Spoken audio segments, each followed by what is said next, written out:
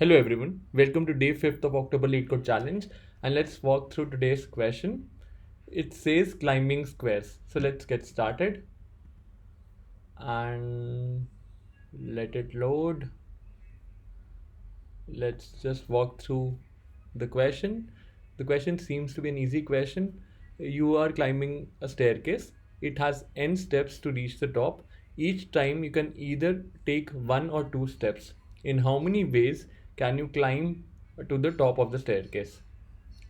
So let's take a very simple example. For n equals to 2, there are two ways. You take one hop of two times and other is a single hop of step 2.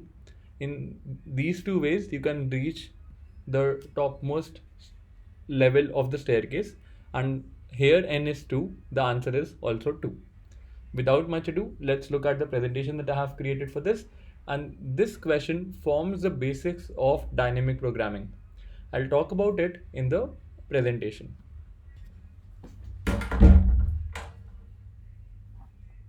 Climbing staircase, Leetcode 70. And let's try and understand the question. The question itself gives a hint of the solution as well. So let's try to interpret the hint. Let's assume that this is the ith staircase, and in how many ways can you reach the ith staircase?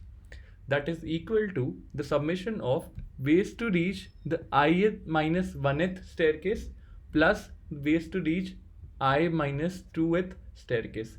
If you have these two information with you, then you need to add those up together, and that will give you the result of the total number of ways to reach the ith staircase. Why I am saying this? Because let's assume there were 10 ways to reach this particular staircase and 12 ways to reach this particular staircase in a hypothetical scenario. So what the person standing at this position can do? The person standing at this position can take two hops from this state and it will reach the ith staircase. The person standing at this position will take a single hop and will reach this particular position. That's why we have to add whatever values we have computed for the I minus 1th staircase and that of I minus 2th staircase. So let's walk through a few cases and let's try and build the table. For the default case, I equals to 1, we know there is only one way. For I equals to 2, we have already checked out there are two ways to do it. Let's try and build it starting from 3. So in how many ways, what will be I minus 1 when I equals to 3? I minus 1 will be 2. What will be I minus 2? I minus 2 will be 1. And in how many ways can you reach the staircase with height 2? There are only two ways possible. And in how many ways can you reach the staircase with height 1? There's only one way possible. So we'll add these two up and this will give us 3. So for I equals to 3, there are only 3 ways possible. Let's progress ahead. Next we have 4, and what we are going to compute, we will check in how many ways can you reach the third staircase. It is 3. In how many ways can you reach the second staircase? So it's 2, we already know, so let me write 2 here, and 3 plus 2 gives us 5. So let's progress ahead. Next we have is 5. In how many ways can you reach the fourth staircase? I minus 1 will be 4, that's 5. In how many ways can you reach the third staircase? It's 3.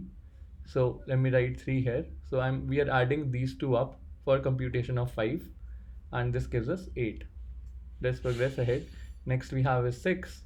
We'll add the results of 4 and 5, and this is 8 plus 5, which is 13. Let's progress ahead. Next we have 7, and we'll add the results of 5 and 6. So 6 is 13, for 6 it's 13, for 5 is 8. So 13 plus 8 gives us 22. And we can compute it for further values. What do you observe here? We observe that these are nothing but a Fibonacci series. So the question converges to finding out the ith number in the Fibonacci series. And we have solved this question in the past by 3 to 4 approaches. I'm attaching the link to the video. It forms the core basis of dynamic programming. Please go and refer and check that video out if you want to build strong foundation on how actually DP operates. Let's walk through the solution. I am using the straightforward technique to build the solution, so that if you're seeing this for the first time and you're not aware of the Fibonacci series, how do you actually come up with the approach?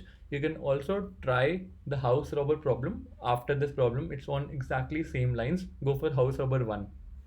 So here I've created a DP array, and I have created a new array of size n plus 1 because I'm interested in finding the count for my nth staircase. If I have initialized DP of 1 to be 1, in case my n happens to be 1, I simply return 1. Otherwise, I go and initialize DP of 2 to be 2, which we have computed by walking through few test cases. Then I start building my answer array, starting from I index to be 3, going up till I equals to n, and with each iteration, dp of I equals to dp of I minus 1 plus dp of I minus 2. And in the end, we simply return the dp of nth index. And once I go and submit this, it gets accepted. And this is not the only way to solve this question. Here we are using some extra space, but this can be totally avoided. If you have gone through the Fibonacci series question, there I have told how to optimize it further. You can use two variables, a and b, to actually store the previous two states and arrive at the new state using those two variables, and update as you progress ahead with the iteration.